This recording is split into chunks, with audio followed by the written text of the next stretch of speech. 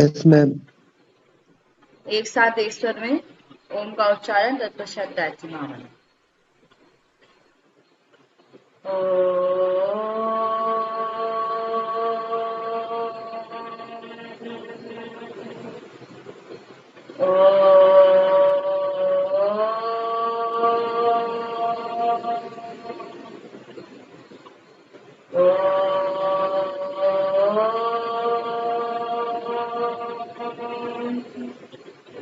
ॐ भूर्भुवः स्वः तत्सवितुर्वरेण्यं भर्गो देवस्य धीमहि धियो यो नः प्रचोदयात्। Rub your both palm. Put your palm on your eyes. Now open your eyes. चलिए भाई बताइए हमने क्या क्या पढ़ लिया था कल। क्या क्या हो गया था आप लोगों का? Inductive deductive type research, correlational research के टाइप और उसके बारे में उसके एग्जाम्पल्स आप याद करके हमें बोले थे। हाँ ठीक है, चलिए मुझे बताइए कौन सा आप लोगों ने पढ़ा है। अपने जो जो एग्जाम्पल मैंने बोले थे क्या लिख के लाए हैं सारे लोग? Yes ma'am. हाँ बताइए भाई। यस। संगीता से स्टार्ट करेंगे एक एक करके जो जो मेरी स्क्रीन में दिखते हैं, या मैं नाम से स्टार्ट करते हैं को। अनिमेश बताइए करके लाए हैं आप? अनिमेश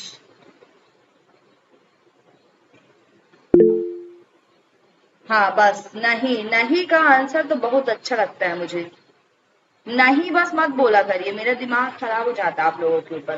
खासकर अनिमेश आप बहुत डिले कर रहे हैं चीजों में, हमेशा कभी तबीयत ठीक नहीं है, कभी कुछ नहीं करना है, कुछ नहीं करना है। नहीं क्यों आता है भाई, मुझे समझ नहीं आता। सीरियस नहीं रहोगे तो नहीं निकाल पाओगे, ठीक है, ये मैं बार बार बोल रही हूँ। अंतिम बालाजी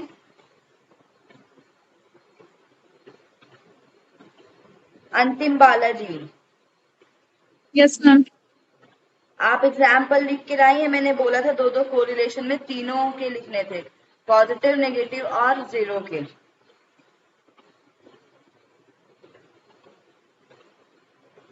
बताओ भाई।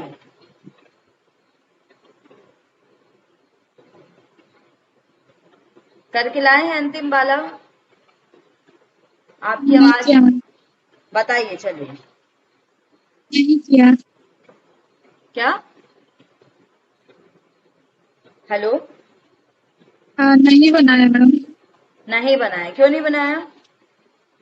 करते क्या है आप लोग क्लास के बाद, आप मुझे ये बताइए क्लास के बाद होता क्या है एक्चुअल में, या केवल कथा सुनने का काम करते हैं यहाँ क्लास में? बताओ, क्लास में केवल कथा सुनने का काम करते हो क्या?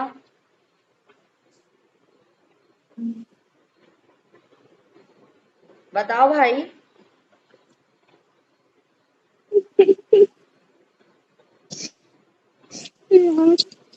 कपिल जी बताइए। जी मैम। बताइए। अब मैम पॉजिटिव कोरिलेशन का एग्जांपल है।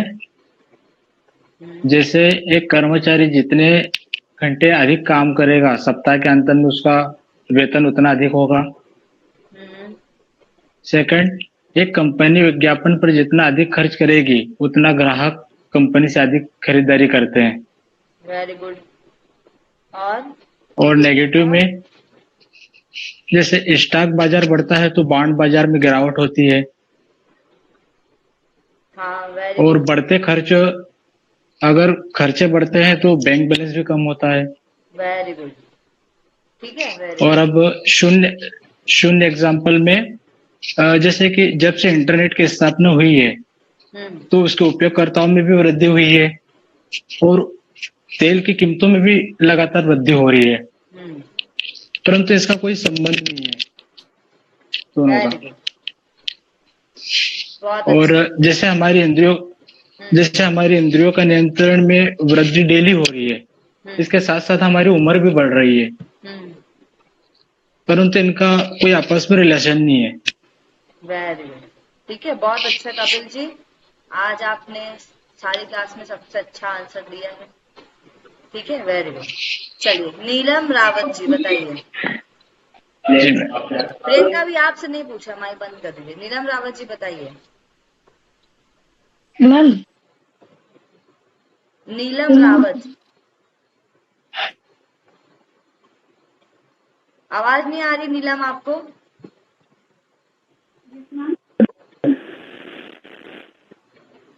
हाँ ना, कुछ भी बोलो, नहीं कर क्या तो नहीं बोल दो। मैम आज cut cut ma'am cut cut के आ रही है, मैं ऑडिबल हूँ? हाँ तुम ऑडिबल हो, लेकिन कम ऑडिबल हो, बताइए। Ma'am am I audible? Yes you are audible now.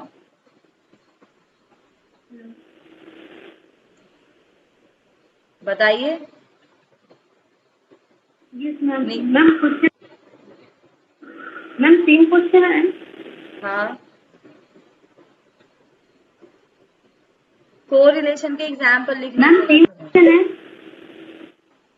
आप मैसेज कर दीजिए मुझे, आपकी आवाज क्लियर नहीं आ रही। ठीक है, सेम क्वेश्चन ही है, सेम क्वेश्चन सबको मैंने कल बताया था। सेम क्वेश्चन है कि पॉजिटिव, नेगेटिव और जीरो कोरिलेशन का एग्जाम्पल लिख के लाना है। तो आप मुझे पॉजिटिव का बता दीजिए, एक कोई सा भी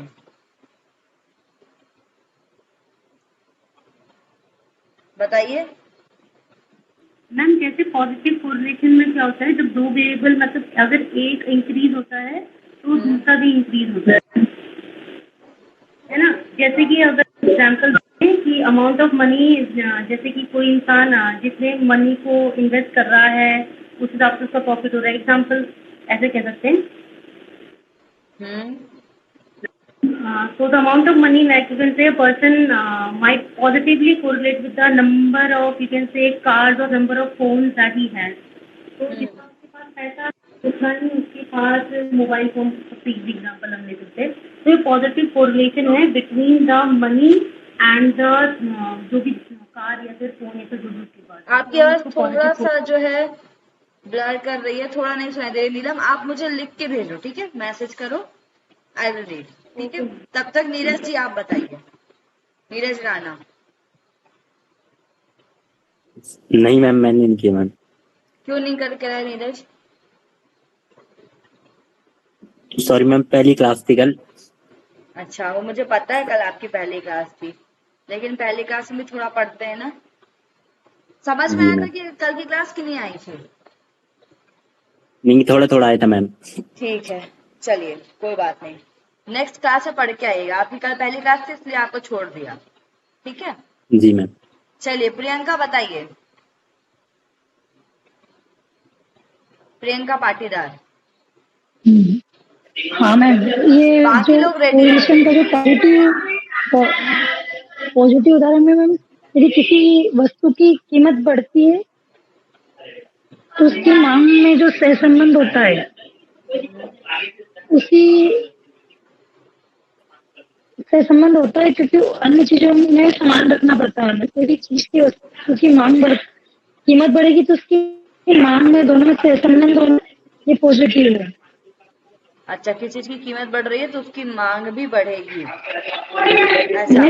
मतलब हाँ, मतलब दोनों में सह संबंध होना आपस में, तो उससे फिर वो पॉजिटिव है। और लेकिन नेगेटिव रहेगा वो कभी, तो उसमें किसी वस्तु की कीमत में वृद्धि हुई और उसकी कीमत में वृद्धि हुई लेकिन वो वस्तु की मांग कम हो गई, तो फिर नेगेटिव में चला जाएगा वो, क्योंकि वस्तु की मतलब बढ़ गई उसकी की वो कीमत। ये तो एक बता दिया, ये दूसरा वैसे ही दूसरा। चलिए नेक्स्ट, और कुछ बताइए। और मैंने पढ़ा था लेकिन मुझे याद नहीं। क्लास में भी तो बहुत सारी चीजें होती हैं। क्या होता है? हम जैसे कि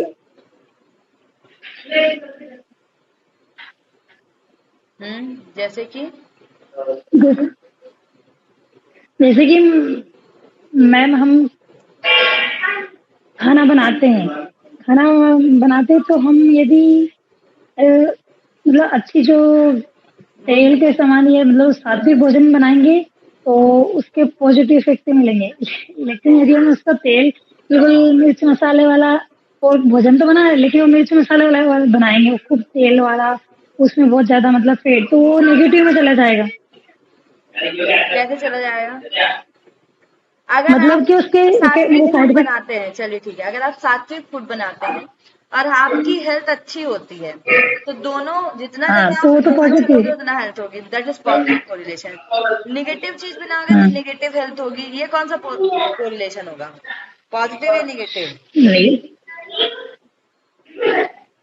जल्दी बताओ। मैम, नेगेटिव होगा जो यदि अपन ऐसे मतलब ज्यादा रोजाना मीट। यही तो, हम रिजल्ट पे तो जाते ही नहीं है, हम कोरिलेशन की बात कर रहे हैं कि जो आपका डायरेक्शन है अच्छा। निगेटिव में जा रहा है और रिजल्ट भी आपका निगेटिव, मतलब दोनों चीजें निगेटिव ही हो रहा है, तो पॉजिटिव कोरिलेशन है। यही मैं आप लोग को एग्जाम्पल के तौर पर समझाना चाह रही हूँ कि यहाँ पर हम रिजल्ट नहीं देखते, रिजल्ट चाहे अच्छा हो चाहे ना हो। जैसे कि बारिश होती है तो फसल अच्छी होती है, ज्यादा बारिश होती है तो फसल खराब हो जाती है। तो इसमें क्या हुआ, बारिश ज्यादा हुई, अमाउंट बढ़ गया, फसल खराब हो गई, रिजल्ट तो खराब आया। लेकिन ये एक के बढ़ने से निगेटिव है, तो ये निगेटिव कोरिलेशन भी होगा। ठीक है, यहाँ पर हम रिजल्ट बस नहीं देखते, यहाँ पर ये देखते हैं कि बारिश बढ़ गई और फसल में भी कमी आ गई है, तो ये क्या होगा, निगेटिव कोरिलेशन। मतलब कि हम देखते हैं कि रिलेशनशिप क्या है दोनों में, रिजल्ट से कोई मतलब नहीं है। जितना आप ब्लड प्रेशर, जैसे मैंने आपको बताया था, कपालभाति का अमाउंट बढ़ाओगे ब्लड प्रेशर बढ़ेगा, तो दोनों चीज बढ़ रही हैं। ठीक है, चाय कम करोगे तो स्ट्रेस कम होगा, तो ये क्या हो गया, आपका पॉजिटिव कोरिलेशन हो गया। जहां पर सेम डायरेक्शन में आपका जाता है ग्राफ, वो पॉजिटिव कोरिलेशन होता है। समझ में आया इतना भाई? आया? जी मैम। ठीक है, हाँ मैम, आया। चलिए आप मुझे बताएंगे नेक्स्ट, प्रियंका राठौर। प्रियंका बताइए, बताओ भाई।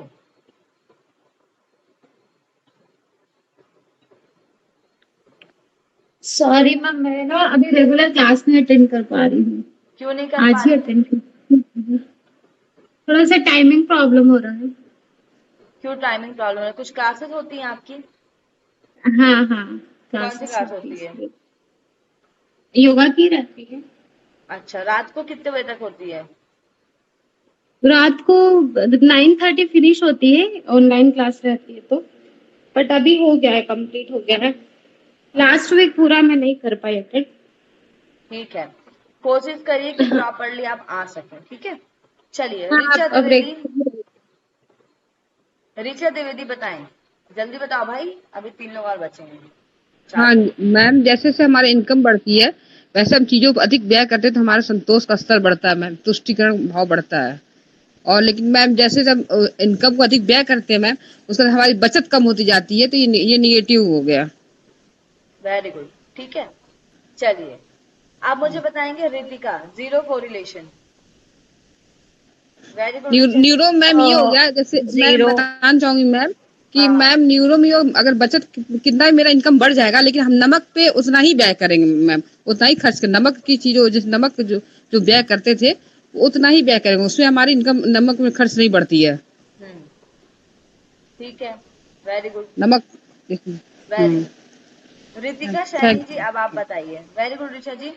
Ma'am, it's just like that कि दिल्ली का अगर टेम्परेचर 47 डिग्री है लेकिन राजस्थान में उसका कोई इफेक्ट नहीं पड़ेगा, बिकॉज राजस्थान का टेम्परेचर ऑलरेडी हाई रहता है मोस्ट प्रोबेबली, तो it is zero effect. And positive का है कि अगर हम जीरो आज का एक और एजुकेशन बताइए लेवल प्लीज, हमारे जीरो को कोई और बताइए। जीरो का एक और बताऊं, हाँ, लाइक मैं मीठा नहीं खाती, मेरे घर में मीठा भी आ जाए तो मुझे कोई इफेक्ट नहीं पड़ेगा। जीरो है ये मेरे अकॉर्डिंग, क्योंकि मुझे वो सामने भी रखा रहे तो मुझे फर्क नहीं पड़ता। पर्सनल अगर एग्जांपल दूं तो। ठीक है, जैसे मैं बोलूं दाल और पीने से हाइट पॉजिटिव, बढ़ती है। और दाल पीने से हाइट बढ़ती है, पॉजिटिव मेरे को नहीं पता वैसे दाल पीने से हाइट बढ़ती है। जैसे मैं, अच्छा ठीक है, मैं बोलूं पानी पीने से हाइट बढ़ती है। पॉजिटिव। पानी पीने से हाइट बढ़ती है, को जीरो ही है मैम। पानी पीने से कोई हाइट नहीं बढ़ती है, ऐसा नॉर्मल है, सभी पानी पीते हैं, सभी लंबे होते हैं। बुक पढ़ने से हाइट बढ़ती है। 0 ही है मैम। ठीक है दिमाग बढ़ता है बुक पढ़ने से। ठीक है, दिमाग बढ़ता है, दिमाग के वजन में बढ़ावा आता है या किसमें? बुद्धि का विस्तार होता है। हाँ ठीक है। संगीता रात्रे बताइए। Very good. समझ का विस्तार होता है। बताइए। मैम एक पॉजिटिव का भी दे दूं एग्जांपल, एक बार आप बता दीजिएगा कि मैं सही सोच रही हूँ या नहीं सोच रही हूँ। ठीक है बताइए। लाइक जैसे कि हम अपना देश में एजुकेशन के ऊपर ज्यादा ध्यान देंगे तो हमारा जो एजुकेशन सिस्टम है, एजुकेशन रेट है वो देश का बढ़ेगा। तो ये पॉजिटिव कोरिलेशन है कि डायरेक्ट इफेक्ट पड़ेगा कि अगर हम एजुकेशन पे ध्यान देंगे तो। और नेगेटिव में जैसे कि डॉलर का रेट बढ़ रहा है तो हमारे देश में रुपीस का रेट डाउन जाएगा, बिकॉज डॉलर आज भी हमारे से ज्यादा है। तो दिस इज एक ऊपर जा रहा है एक नीचे जा रहा है। Very good. ठीक है मैम। वेरी गुड ठीक है। संगीता रात्रे बताइए। Yes ma'am. पॉजिटिव कोरिलेशन जैसे कि शहरों में व्हीकल जो है वो बहुत मात्रा में लोग अब लेने लगे हैं, तो उसके साथ साथ जो फ्यूल है उसका भी सेल उतना ही हो रहा है। तो ये जो है वो पॉजिटिव रिलेशन होगा। सेकेंड वन, हम जितनी मेहनत करते हैं तो हमारा जो स्कोर है वो उसी पे डिपेंड करता है। हम जितनी मेहनत करेंगे उतना ही हमारा स्कोर आता है। तो ये दो पॉजिटिव हो गए। नेगेटिव कोरिलेशन में अभी करंट का ही है। चलो ठीक अच्छा, है। Zero. Zero. Okay ma'am. Zero में जैसे टमाटर का रेट है तो 400 रुपए किलो हो गया था, तो उसका यूज कम हो गया था। मतलब लोग अगर 2 किलो लेते थे, अब लोग 1 किलो ही लेने लगे थे। तो ये जो है वो निगेटिव है। रेट जैसे बढ़ा तो उसका यूजेस जो है वो कम हो गया। और सेकंड, जीरो कोरिलेशन में अगर हम देखते हैं, जैसे कि कोई भी नौकरी की भर्ती होती है तो मान लो वहां पे 10 सीट लिमिटेड वहां पे लिख दिया है कि भाई इसका 10 सीट है, लेकिन उस नौकरी के लिए हजारों और लाखों की संख्या में लोग फॉर्म भरते हैं, एग्जाम दिलाते हैं, लेकिन उससे उसका कोई रिलेशन नहीं है, क्योंकि भाई नौकरी तो 10 लोगों को ही मिलनी है। तो आप फॉर्म चाहे कितने लोग भर लो, उससे उसका कोई रिलेशन नहीं रहता उसमें। अच्छा, ये और एक नमक वाला भी है मैम। बोल सकते हैं, डायरेक्टली नहीं बोल सकते, इनडायरेक्टली इसलिए बोल सकते हैं क्योंकि डायरेक्टली इसका इम्पैक्ट कहीं ना कहीं पड़ता है, इनडायरेक्टली जीरो कोरिलेशन है। ठीक है, चलिए बताइए। Very good. नेक्स्ट। जी, नमक मतलब मैम वो मैम बता ही दी, लेकिन मैं वो भी लिखी हुई थी कि नमक का जो रेट है, चाहे वो 40 रुपए किलो हो या फिर हमें फ्री में मिले, उसका जो क्वांटिटी है, हम जितना यूज करते हैं, मतलब हम खाते हैं उतना ही हम यूज करेंगे, चाहे वो फ्री में मिले चाहे हमें 100 रुपए में मिलेगा, उससे उसका कोई रिलेशन नहीं है यूज का, उसके रेट से। ठीक है, चलिए सिद्धार्थ राणा बताइए। सिद्धार्थ आप जी मैम। क्लास में नहीं थे ना? नहीं था मैम। ठीक है, चलिए क्लास हो जाइए। सुषमा यादव जी बताइए। मैम। Yes ma'am. मैम आपने कल इंग्लिश में पढ़ाया था, तो मैंने उसको बुक में ढूंढने की कोशिश की तो मुझे कहीं कुछ भी नहीं मिला। है बुक पर में फिर भी अब चलिए अब आगे। जी मैम, पर मैं अभी थोड़ा सा एग्जाम्पल मैंने अभी अभी सोचा है तो मैं वो बता देती हूँ आपको। जैसे मैं अभी टेक्निक से योग कर रही हूँ तो स्ट्रेंथ बढ़ रही है और मुझे रिजल्ट भी अच्छे मिल रहे हैं, और ये पॉजिटिव। और इसके अलावा मैं लास्ट ईयर विदाउट टेक्निक के ऐसे यूट्यूब से देख के कर रही थी तो उसके रिजल्ट मुझे नेगेटिव मिल रहे थे। Very good. ज्यादा टाइम में भी कुछ नहीं सीख पाई ऐसा। तो उसमें रिलेशनशिप कैसा बताएंगे आप? ये तो रिजल्ट उसमें जीरो। रिलेशनशिप बताइए नेगेटिव वाले में। मैम दूसरा वाला नेगेटिव बोलेंगे उसको जीरो बोलेंगे, ये कंफ्यूजन है। दूसरे वाले में आपने बोला कि मैं प्रैक्टिस कर रही थी लेकिन मुझे कोई रिजल्ट नहीं मिल रहा था, ये बोला आपने। जी मैम, तो उसको नेगेटिव बोलेंगे। प्रैक्टिस का आवर आपने बढ़ा दिया। ज्यादा प्रैक्टिस करने पर अगर कम रिजल्ट मिलता है दैट इज नेगेटिव। प्रैक्टिस करने पे कोई रिजल्ट नहीं मिलता दैट इज जीरो। ठीक है, अगर मिलता है इफेक्ट लेकिन निगेटिव मिलता है, जैसे मान लो आप बकासन आपने अपने टीपी में किया, ठीक है, आप बकासन की प्रैक्टिस करते हो और आपके पैर में चोट लग गई, ठीक है, प्रैक्टिस करते करते, तो आपका क्या हुआ?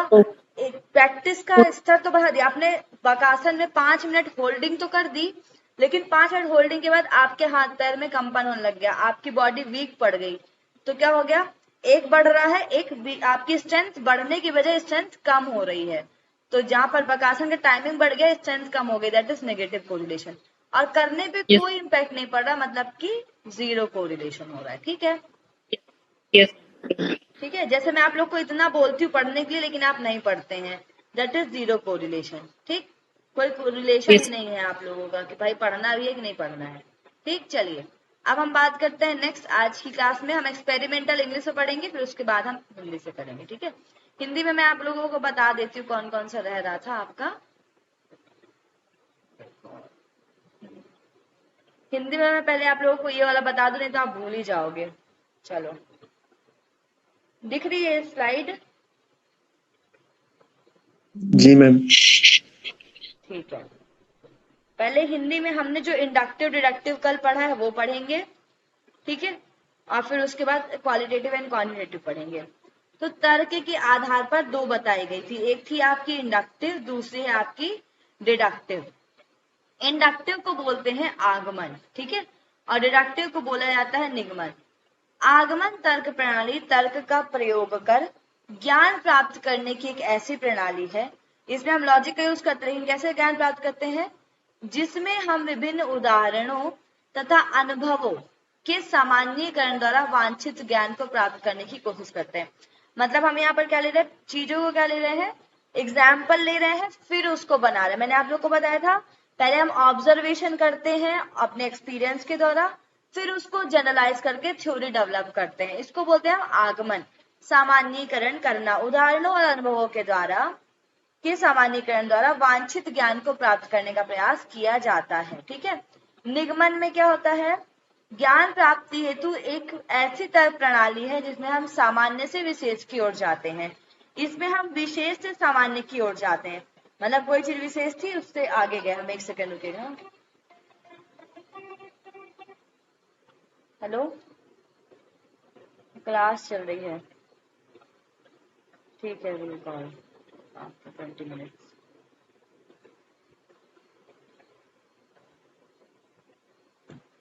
ओके, ठीक है। निगमन में क्या करते हैं हम, सामान्य से विशेष की ओर जाते हैं। इसमें विशेष से सामान्य की ओर मैंने आप लोग को बता दिया था। डिडक्टिव में क्या था, हम ऊपर से नीचे की ओर आते हैं, इसमें नीचे से ऊपर की ओर जाते हैं।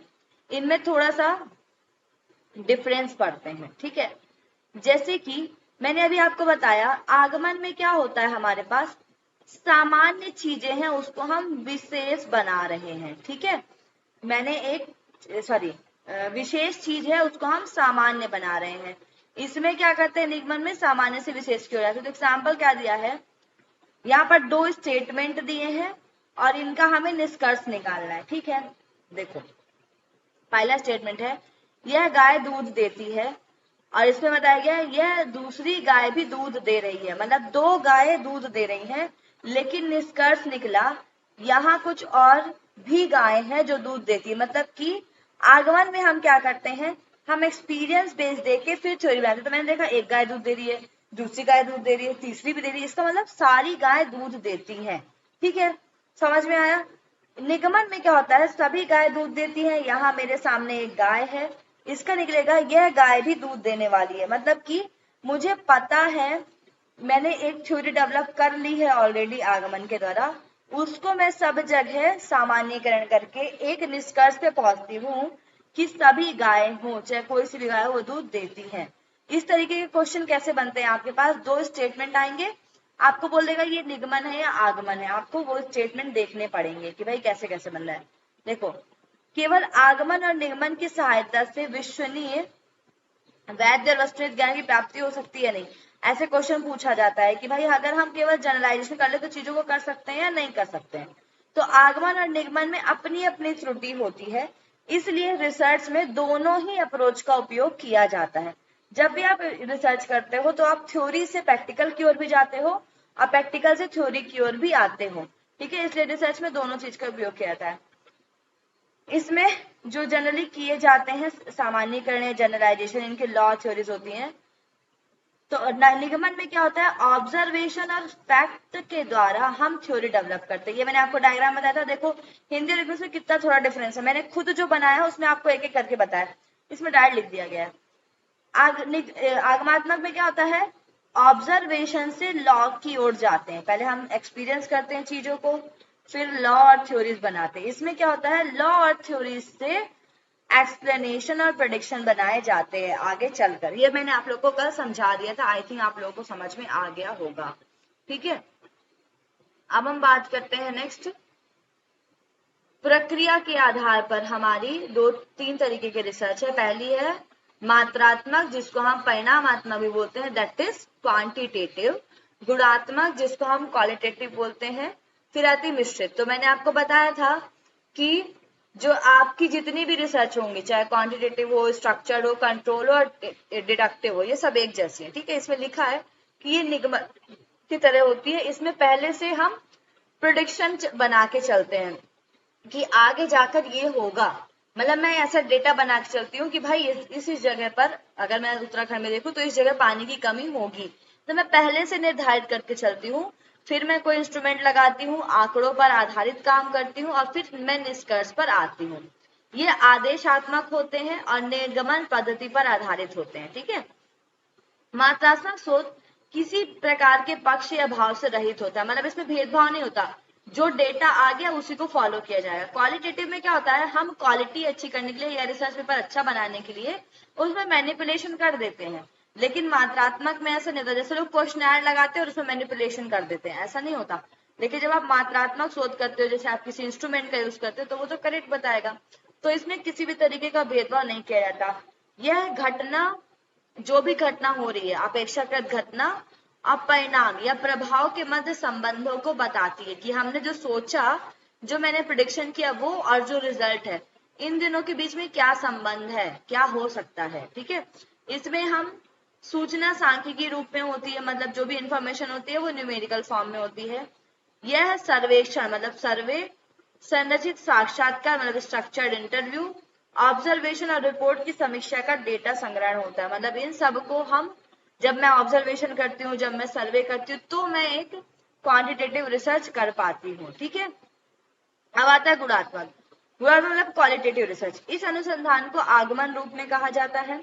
इसमें जनरली हम क्या करते हैं, हमारे पास कौन कौन से आते हैं, बड़े सैंपल लेने की बजाय हम फोकस्ड सैंपल पर काम करते हैं, जनरली हम करते हैं। ठीक है, इसमें हम क्या, कहाँ, कब प्रश्नों की जांच करते हैं, बल्कि क्यों और कैसा, इन चीजों पर ज्यादा ध्यान देते हैं कि चीजें कैसे कैसे हुई हैं। ठीक है, गुणात्मक शोध में सामान्य तौर पर हाइपोथेसिस का प्रयोग नहीं करते।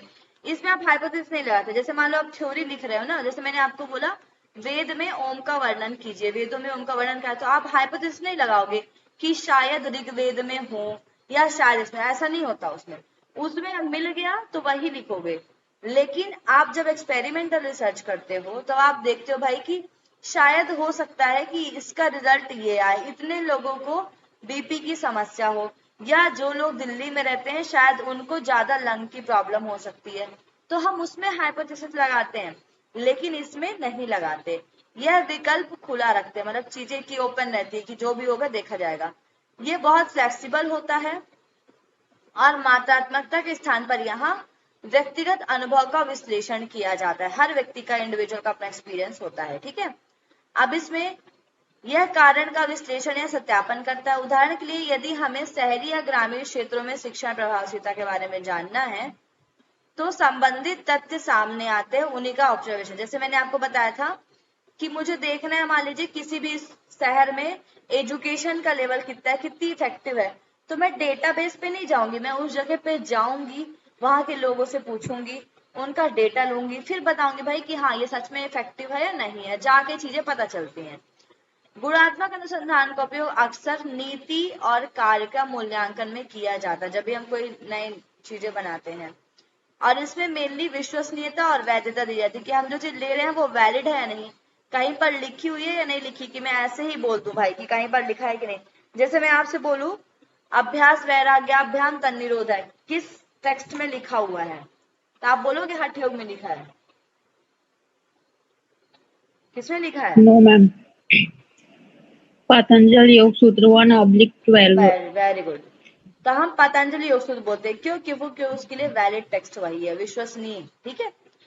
अब गुणात्मक शोध में कुछ विशिष्ट दृष्टिकोण और विधियों के आधार पर इनको अलग अलग भागों में बांटा गया। जैसे मैंने आपको बताया था, पहला फोकस ग्रुप होता है। इसमें व्यक्तियों के समूह को किसी एक विषय वस्तु पर, मतलब किसी एक सब्जेक्ट मैटर पर चर्चा करने के लिए रख दिया जाता है।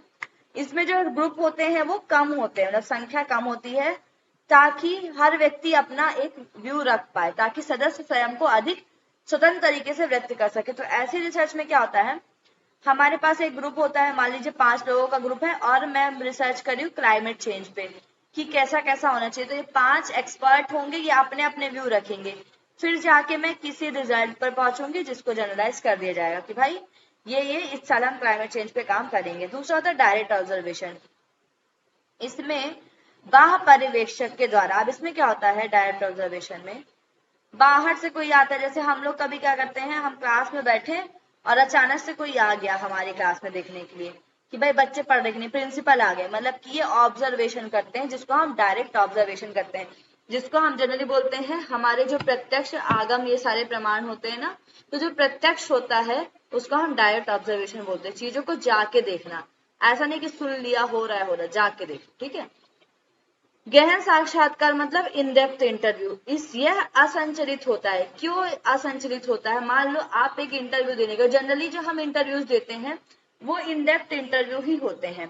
आप कभी भी कोई भी वाइवा दो, चाहे योग का दो या आप किसी भी एंट्रेंस एग्जाम के बाद जब इंटरव्यू देने जाते हो, तो आपसे केवल ये नहीं पूछा जाता कि भाई पतंजलि में कितना है, हठयोग में कितना है। जैसे अगर मान लो आप अपने एग्जाम का वाइवा देने गए हो, जैसे आप कॉलेज में बीएससी कर रहे हो, ठीक है, बीएससी में आपका योगा प्रैक्टिकल है और आप वाइवा देने गए हो, तो वो केवल वही क्वेश्चन पूछेगा जो आपके सब्जेक्ट का है। लेकिन आप कोई एग्जाम क्वालिफाई करके, जैसे नेट क्वालिफाई करके पीएचडी में एडमिशन लेने गए हो, तो पीएचडी में पीएचडी के क्वेश्चन तो पूछते हैं, कभी कभी आपके जनरल लाइफ का क्वेश्चन भी पूछ लेते हैं, देखने के लिए ये कैंडिडेट कैसा है।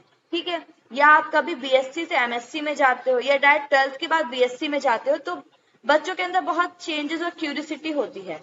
तो इसको देखने के लिए टीचर पूछता है, अच्छा बताओ भाई आप यहाँ रह पाओगे। जैसे मैं गई थी देव संस्कृति विश्वविद्यालय बीएससी में, तो हमारे पास 7 पैनलिस्ट बैठे थे, मतलब 7 लोग पूछने वाले। एक कंप्यूटर पूछ रहे, एक योग पूछ रहे, एक साइकोलॉजी पूछ रहे, ठीक है, एक स्पिरिचुअलिटी पूछ रहे, एक एनाटॉमी पूछ रहे। एक सर थे स्पिरिचुअलिटी वाले, उन्होंने मुझे बोला बेटा तुम बर्गर खाती हो? मैंने कहा हाँ सर खाती हूँ। तो बोले यहाँ पर तो नहीं खाते बर्गर। मैंने कहा, फिर मैंने देखा था चूंकि वहां लोग बात खाते हैं बाहर, मैंने कहा सर बाहर तो देखा मैंने लोग खाते हैं। सर बोलते बेटा लेकिन खाते नहीं, अलाउ नहीं। मैंने कहा ठीक है सर, जब यहाँ आ जाऊंगी तो नहीं खाऊंगी। तो कुछ चीजें ऐसी होती है कि अनस्ट्रक्चर्ड भी आपसे पूछी जाती है, जिसको हम इन डेप्थ इंटरव्यू बोलते हैं। ये आपकी पर्सनैलिटी को टटोलने के लिए होता है कि व्यक्ति कैसा है। ठीक है। इसमें यथासंभव तथ्यों की गहराई तक जाने का प्रयास किया जाता है कि एकदम अंदर तक चले जाए। जनरली जो लोग, कभी मर्डर केस हो जाता है या कुछ होता है, तो जो कल्प्रिट रहता है उससे बहुत क्वेश्चन पूछा जाता है जानने के लिए कि वो सही में सच बोल रहा है गलत बोल रहा है। अब आती है नरेटिव रिसर्च। ये नरेटिव मतलब क्या होता है, बहुत सारी रिसर्च हो चुकी है, उनको आप अपने तरीके से एक साथ कैसे ला रहे हो अपने दृष्टिकोण में। जैसे मैं बात करूं माइग्रेन पे मान लो 100 रिसर्च हुई होंगी, सबने अलग अलग चीजों पे रिसर्च की है। उन 100 रिसर्च को मैं एक जगह पर लिख रही हूँ, नरेटिव फॉर्म में, कथा के फॉर्म में लिखे जा रहे हैं, ये ऐसा हुआ, फिर इसने ये बोला, इतना इतना रिजल्ट आया। इसको बोलते हैं नरेटिव रिसर्च। यह मुख्य साहित्य की समीक्षा करने में सही होता है। मतलब अगर हम कोई साहित्य पढ़ रहे हैं, जैसे मैंने ओम का बोला, ओम का, तो ओम के बारे में वेद में लिखा है, उपनिषद में लिखा है, मान लो पतंजलि में लिखा है, हठ योग में लिखा है, जहां जहां लिखा होगा सब जगह से लेके मैं थोड़ा छोटा डिस्क्रिप्शन कर दूंगी। इसको हम बोलते हैं नरेटिव रिव्यू, तथा उसी का एक दृष्टिकोण माना जाता है। नेक्स्ट होता है फेनोमेनोलॉजिकल या फिर घटनाजन्य अनुसंधान। ये भी एक इसी का प्रकार है। इसमें क्या होता है, शोधकर्ता एक या अधिक व्यक्तियों के किसी घटना विशेष के बारे में उसके अनुभव को समझना। मान लो मैं शोध करता हूँ या मैं रिसर्चर हूँ, मैं कहीं पर बाढ़ आई है, ठीक है, और मैं उस बाढ़ के बाद गई, मुझे जानना है कि भाई कितना एरिया जो है यहाँ का क्षतिग्रस्त हुआ है। तो मैं हर वहां के लोगों से उनका एक्सपीरियंस पूछूंगी कि भाई बताइए बाढ़ कितनी इंटेंसिटी से आया, आपको कैसा महसूस हुआ, आपके सामने से कुछ निकल रहा था, आपको क्या लगा, आपके अंदर डर आया, ये आया। तो मैं हर व्यक्ति का अपना अपना अनुभव लूंगी, उसको समझने की कोशिश करूंगी, फिर उनको अपने दृष्टिकोण के द्वारा उसको करूंगी।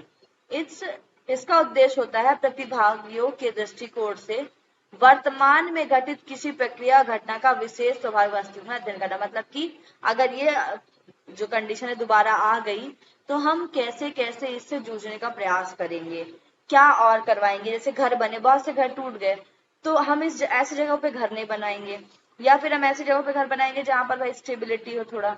तो ये चीजें हम इन सब फिनोमेनोलॉजिकल रिसर्च इसलिए की जाती हैं कि फर्दर मोर आपको स्टडी करो, आपको या कोई रिसर्च करो या कुछ काम करो, उसमें किसी भी तरीके की अड़चन ना आए और आप अच्छा कर पाओ। ठीक है, अब आता है अन्य जाति, which is very important, ethnography. इसको हम जाति वृत्तात्मक अनुसंधान का मुख्य या फिर जाति वृत्तात्मक अनुसंधान ही बोलते हैं। इसका मुख्य उद्देश्य भौतिक और सामाजिक पर्यावरण, मतलब कि हमारे आसपास जितना भी है उनके अध्ययन करना। लोग इसमें वो लोग रहते हैं जो मेनली आपके भौतिकी का अध्ययन करते हैं, आपके सोसाइटी का या एनवायरमेंट का अध्ययन करते हैं, वो लोग होते हैं। ठीक है, ये एंथ्रोपोलॉजी में मेनली होता है, मतलब कि मानव शास्त्र पर आधारित होता है। शिक्षण संस्थान में जाते हैं या कोई अन्य कार्य करते हैं आदि का निर्धारण करता है। ठीक है, जाति विद्यात्मक अनुसंधान का मूल मानव शास्त्र में है, मतलब कि पूरा किसी भी मानव जाति पर आधारित है कि मानव जाति कैसे रहती है, क्या उसका कल्चर है, सामाजिक रूप से क्या क्या उसके पास समस्याएं हैं, पर्यावरण कैसा है, मतलब पूरे तरीके से उसकी स्टडी करना आपका नृजाति या जाति अनुसंधान कहलाता है। अब आता है व्यष्टि अध्ययन अनुसंधान, इसको हम केस स्टडी रिसर्च बोलते हैं। यहाँ हम कई इकाइयों या प्रतिदर्शों का अध्ययन करने की अपेक्षा कुछ चीजों पर काम करते हैं। मतलब मैं अगर मान लो मुझे एक व्यक्ति पर स्टडी करनी है तो मैं उसके सारे डायमेंशन पर स्टडी ना करते हुए केवल उसके मेंटल डायमेंशन पर स्टडी कर रही हूँ, किसी एक चीज पर गहन अध्ययन करना। इसमें हर चीजों में ये यूनिक होती है, इसमें किसी एक पर ये मेनली कब यूज किया जाता है, मान लो किसी को कोई मेंटल डिसीज है। ठीक है, जैसे एकदम भयंकर डिप्रेशन है, सीवियर डिप्रेशन। जब मैं राजस्थान में थी तो मैंने आप लोगों को बहुत बड़ा एग्जाम्पल बताया होगा, मेरे एक क्लाइंट थे, उनको सीवियर डिप्रेशन था, उनसे बोलवाते रहेगी भाई, वो 3 घंटे तक कुछ बोल ही नहीं रहे। ठीक है, तो ऐसे लोग भी होते हैं, तो ये तब यूज किया था। इसमें हम डायरेक्ट किसी पेशेंट से नहीं पूछते कि क्या हुआ, उसके परिवार के बारे में, उसकी हॉबीज के बारे में, हर एक चीज के बारे में पूरा गहन अध्ययन करते हैं, तब पता चलता है कि उसको क्या क्या चीजें हुई। तो हम मानव वैज्ञानिक विकार में इसका उपयोग करते हैं, सामाजिक शास्त्र में, व्यापार शास्त्र में ऐसे इसका उपयोग किया जाता है। यह इकाई किसी एक व्यक्ति पर भी की जाती है, मान लो किसी व्यक्ति को मानसिक बीमारी है, किसी एक परिवार पर की जाती है कि ये परिवार कैसा रहता है, किसी एक समूह या समुदाय पर भी एक साथ की जा सकती है। ठीक है, इन सब का एक साथ परीक्षण किया जाता है। इन अध्ययन का मुख्य उद्देश्य इकाई के जीवन चक्र को समझना होता है, मतलब कि जो इकाई मतलब यहाँ पर है ग्रुप, व्यक्ति या परिवार, उसके जीवन चक्र को समझना होता है कि वो कैसे जिया जीवन, तब उसको ये समस्या आई। अतः व्यक्ति को अध्ययन के लिए इकाई का चयन सावधानी पूर्वक करना चाहिए। अगर मान लो मुझे किसी पे अध्ययन करना है तो मुझे उस ग्रुप का चयन अच्छे से करना चाहिए। जैसे मान लो मैंने बताया था आपको, किसी स्टेट पे मुझे जनजातियों पे काम करना है। ठीक है, अब मुझे सारी जनजातियों के बारे में पता चल जाए, इसलिए मैं ऐसे लोग को चुनूंगी जो उसके बारे में बता पाए। तो ये होता है आपका केस स्टडी रिसर्च। अब आता है ग्राउंडेड थ्योरी। ग्राउंडेड थ्योरी क्या होती है, यह एक गुणात्मक दृष्टिकोण है जिसमें शोधकर्ता द्वारा एकत्रित किए गए प्रदत्तों का विश्लेषण कर एक सिद्धांत को, ग्राउंडेड मतलब आप चीजों को एकदम ग्राउंड लेवल पर जाके, पेरिफेरल नहीं, ग्राउंड मतलब एकदम नीचे तक जाके डेटा को कलेक्ट करते हो। और ये जो होती है फिर ये बहुत चुनौतीपूर्ण होती है, क्योंकि इसमें बहुत लोग अपना डेटा देते भी नहीं है। ठीक है, तो ये एकदम इसमें आगमन उपागम का प्रयोग किया जाता है, इंडक्टिव का उपयोग किया जाता है, जिसकी आधारभूमि में वे प्रदत्त होते हैं जिनका शोधकर्ता द्वारा स्वाभाविक परिस्थिति में संकलन। जैसे मान लो आप कहीं गए ना, आप किसी स्कूल में जाते हो और आपको वहां का एजुकेशन लेवल देखना है, और उन लोग को पता चल गया कि आप वहां का एजुकेशन लेवल देखने आओ, तो वो एक दिन के लिए पूरा एजुकेशन सिस्टम चेंज कर दे। जैसे नेक की टीम आती तो कॉलेज वाले भले कुछ करें ना करें, लेकिन जब नेक की टीम आती तो सारा कॉलेज चमक उठता है। क्यों? क्योंकि उस टाइम पर आपका वो है। तो इस टाइम पर क्या होता है, हम स्वाभाविक परिस्थितियों का कभी आकलन नहीं कर पाते। तो ग्राउंड थ्योरी का तब करने बहुत चुनौतीपूर्ण हो जाती है जब हमें स्वाभाविक परिस्थितियों पर काम करना पड़ता है। स्वाभाविक मतलब जो चल रहा है उसी पे काम करना पड़ता है, और मेनली इसका यही होता है कि हम जो चीज है उसी को ही डेटा को कलेक्ट करें। इस विधि में प्रदत्तों के संकलन के लिए विभिन्न स्रोतों का उपयोग किया जाता है। ठीक है, इसमें इंटरव्यू लिए जाते हैं, सर्वे किए जाते हैं, सारी चीजें की जाती है। इसमें और भी आती हैं आपकी, जैसे रोल प्ले हो गया, सिमुलेशन हो गया, डायरी मेथड हो गया, ये सारे आपकी क्वालिटेटिव के अंतर्गत आते हैं। अब आता है मिक्स्ड रिसर्च। मिक्स्ड मतलब दोनों होंगे।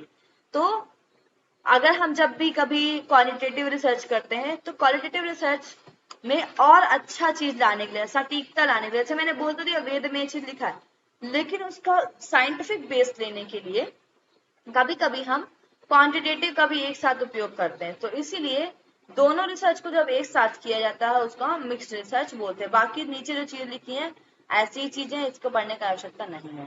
ठीक है, बाकी मैं आप लोगों को कल पढ़ाऊंगी। यहाँ से समझ में आया भाई? ये क्वेश्चन करवाऊंगी आगे का। इतना आगे हिंदी वाले समझ में भाई? Yes ma'am. ठीक है, जी मैम। कल पढ़ के आएंगे सारे लोग। ठीक है, क्वालिटेटिव एंड क्वांटिटेटिव रिसर्च में मेनली क्वालिटेटिव के जो जो टाइप हैं उन टाइप को पढ़ के आना, उनके एक्सप्लेनेशन, एक एक लाइन का एक्सप्लेनेशन सबका। ठीक है, चाहे वो आप हिंदी में दो चाहे इंग्लिश में दो। तो क्वालिटेटिव में जितनी रिसर्च है सबका एक्सप्लेनेशन, और जिनका नाम ले रही हूँ ये एकदम याद रखेंगे, अनिमेश, अंतिम बालाजी, और जिनने आज आंसर नहीं दिया है। ठीक है, नीरज तुम्हारी आज दूसरी क्लास हो जाएगी तुम, और बाकी जिन्होंने आंसर नहीं दिया है वो कल जरूर पढ़ के आए। ठीक है भाई, स्टार्टिंग में 2A हमारे, वो तो पढ़ के आए ही आए। जी मैम। ठीक है, चलिए जी, बस बोलना अनिमेश, तुम कभी पढ़ के तो आए नहीं अभी तक। ठीक है, कमर गर्दन सीधी करेंगे, आंखें बंद। ओम शांति ही शांति ही शांति ही। Rub your both palm, put your palm on your eyes, now open your eyes। ठीक है, चलिए आप सभी लेफ्ट कर सकते हैं।